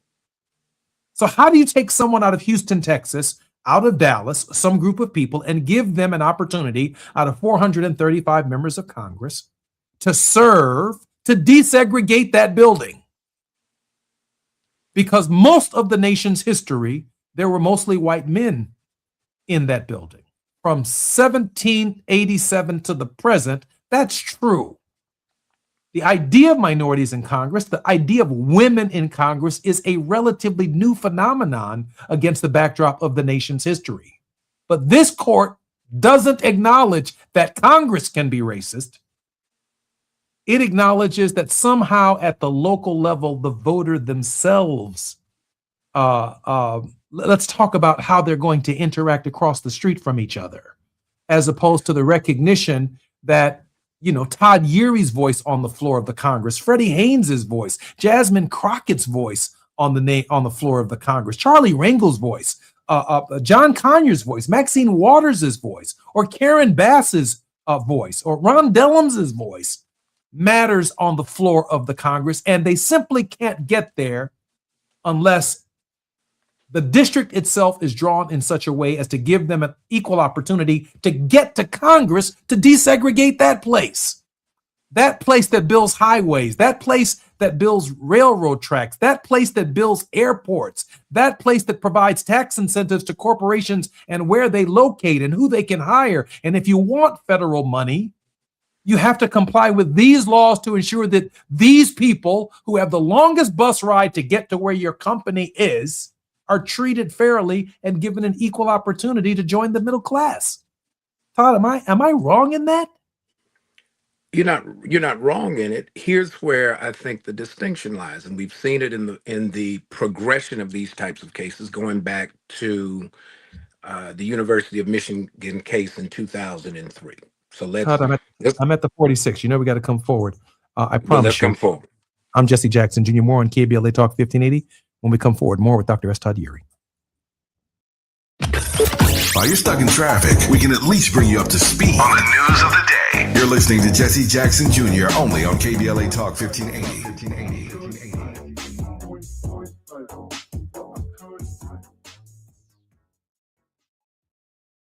My name is Cynthia Mitchell. I've been an emergency room nurse in Los Angeles County for 25 years. I've been there through every fire season, every outbreak, every earthquake.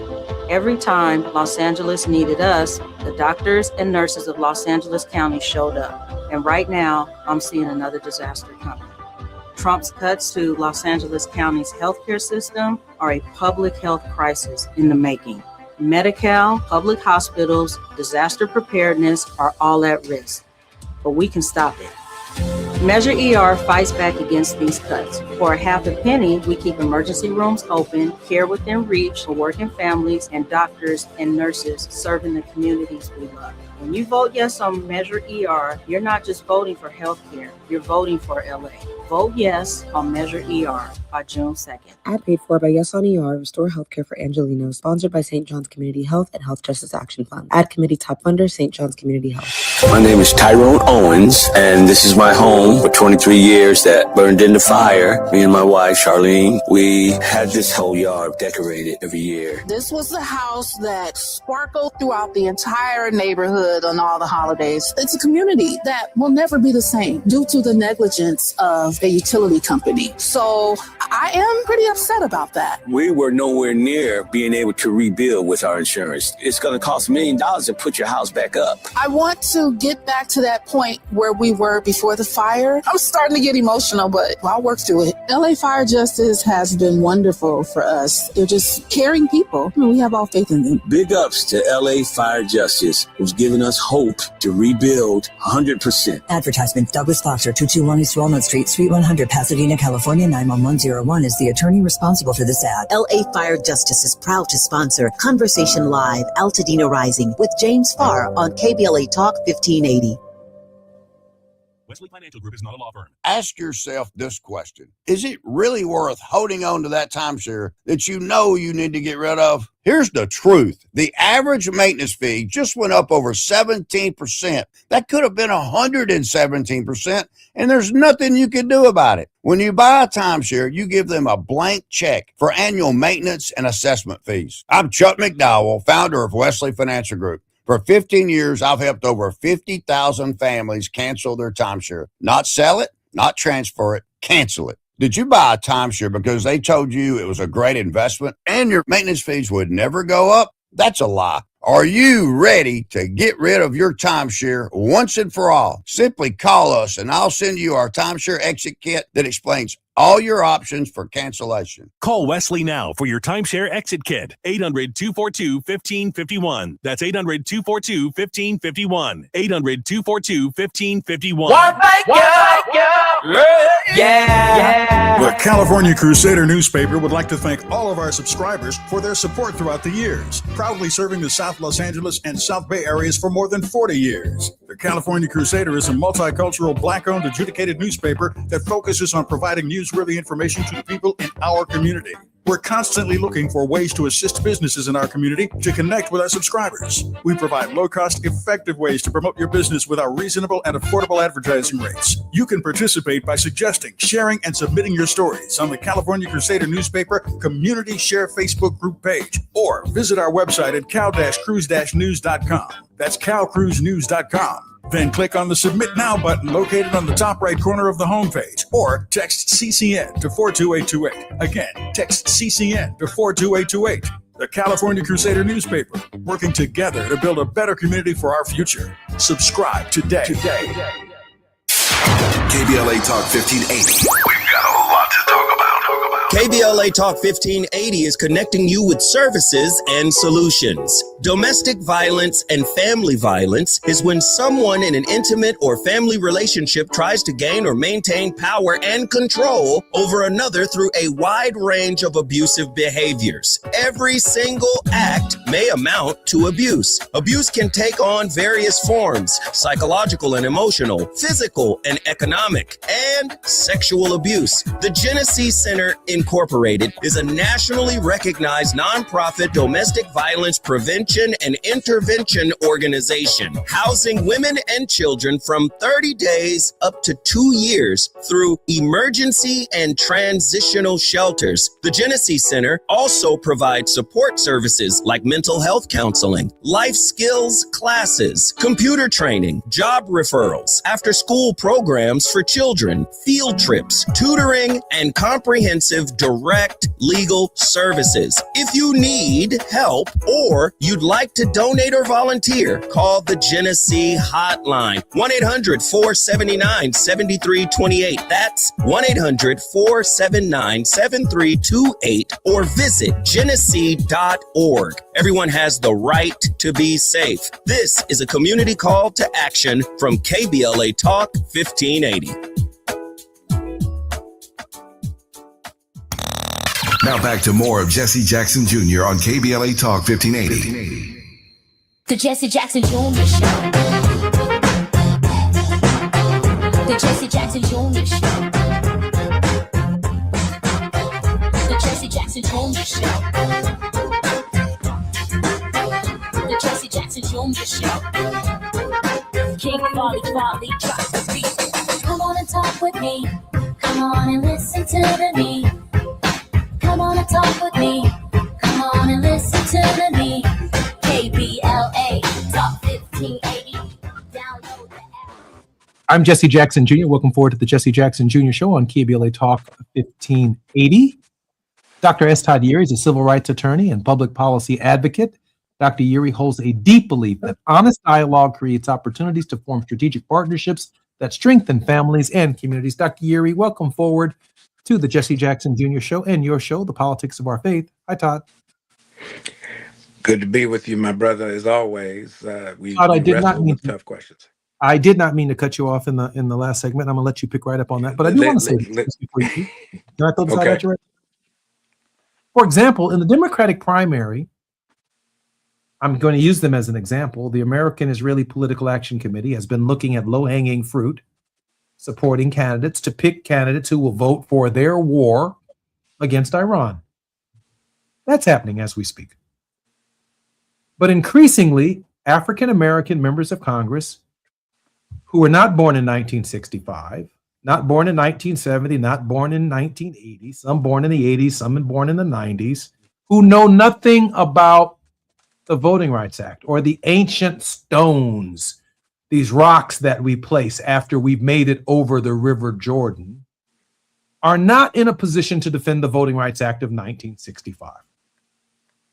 And I'm wondering if the same organizations that decided to engage in Democratic primary contests, if they're going to now put up the same money to defend the Voting Rights Act of 1965 and or support the John Lewis legislation necessary to overcome what the Supreme Court has done in the Calais decision. That's our Exodus story. Or was their money being spent just to support their freedom in the Middle East against Iran while ignoring our 400 plus year sojourn in the United States? Todd, I had to get that out. The final 6 minutes. including your word of hope, is all yours. But I lived this, brother. I lived this experience.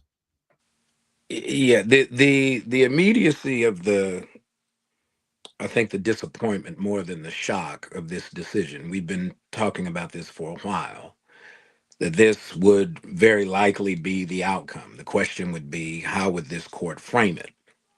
Depending on who you talk to, they may say, well, it's bad, it's not that bad. It's like saying, well, I'm breathing a little bit of carbon monoxide. Um, but what I've been thinking about as we've been talking is going back to the Kerner Commission report. There's a line about Black political power and having the ability to swing the outcome of elections. By and large, we found ourselves manipulated by both political parties, one on one extreme, one on the other, right? One, we're going to make a lot of promises, deliver on few. The other, we're not going to make any promises, and so we just don't care. And so we end up being caught in this game of diminishing returns to some degree. I think this is where the hopeful view that your father had when he ran for president in 84 and 88 has now been sabotaged to a great degree, because there's a sense that somehow or other Black folks' voter participation has been on the take, and the party that's taken it is not really all that invested in our interests. But if we're going to swing the outcome of an election, it's interesting that primary votes are family fights, right? It's like, what's the debate at the kitchen table to see who we want to represent our interests when we go out this door? But the general election is really about the outcome of who's going to set the policy conversation, and how do we swing the outcome of those elections, local, state, and federal, to make sure that there's always a substantive conversation when the maps are drawn. This is typically just statewide, right? We got to figure out what we're going to do about the House and the drawing of congressional districts and state legislative districts. We got to figure that fight out. We got to go back and revisit how we play the game of politics, and not game in an entertainment sort of way, but we understand these rules. The rules just got changed. How are we going to, we don't like the ruling, we got to figure out how we're going to respond to it, but we cannot use disengagement and lack of participation as a justification or a justified excuse. Not an option. We got to read it, we got to understand it, we got to apply it, and we got to react to it, and we have to counteract this notion that somehow or other we're trapped in our circumstances. Here's where I would leave it for a word of hope on today. It is that this is not a time for us to hang our heads low. It's time for us to lift our heads high and step back up to what this moment actually calls us to do. And it asks of us in this moment. Frustrated, yes. Disappointed, yes. Surprised, we should not be. The episodes of what's at the core ingredient of what helped to manifest this experiment called the United States of America is still there. The Bible tells us a little leaven leavens the whole loaf. And so we've got to address the yeast that is causing this thing to rise in a way that is counter to not only our interests, but the interests of the masses. And we've got to get back to remembering that we should never forget how we got here, lest we should relive it. And we're being forced to relive it decision by decision. It is time for the people to look up, to step up, to speak up, and to rise up and make sure that our voices are heard in the process that is set before us. It's time for us to vote up. Now, that we've part. got to participate in this process. And Dr. Yeary has issued a call for us not to be indifferent about the process, but to be informed with a new determination, a new commitment to move forward. I hear here on KBLA in our regular commercial breaks, The primaries and the midterms are upon us. We cannot afford to sit it out. Everything about the structure of our DNA says at this hour, we must engage. Todd, I love you very much, and there's nothing you can do about it. Love you back, my brother. Keep doing good work. Jesse Jackson Jr., listening to the Jesse Jackson Jr. Show on KBLA Talk 1580, The Politics of Our Faith, with Reverend Dr. S. Todd Erie. More when we come forward right here on KBLA. KBLA 1580 Santa Monica.